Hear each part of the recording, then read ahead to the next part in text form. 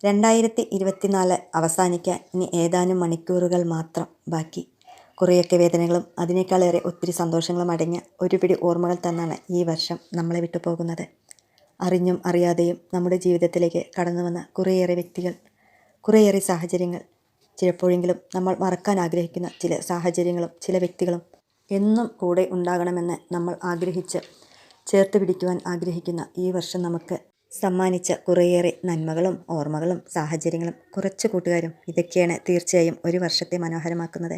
എത്രയോ അവസരങ്ങളിലൂടെ എത്രയോ അവസ്ഥകളിലൂടെ നമ്മൾ കടന്നുപോയി. കൂടെ ഉണ്ടാകുമെന്ന് നമ്മൾ കരുതിയ പലരും നമ്മെ വിട്ടുപോയി. ആരും കൂടെ ഇല്ലാത്തപ്പോൾ ദൈവദൂതനെ പോലെ ആരൊക്കെ നമ്മുടെ ജീവിതത്തിലേക്ക് കടന്നു വന്നു അല്ലേ?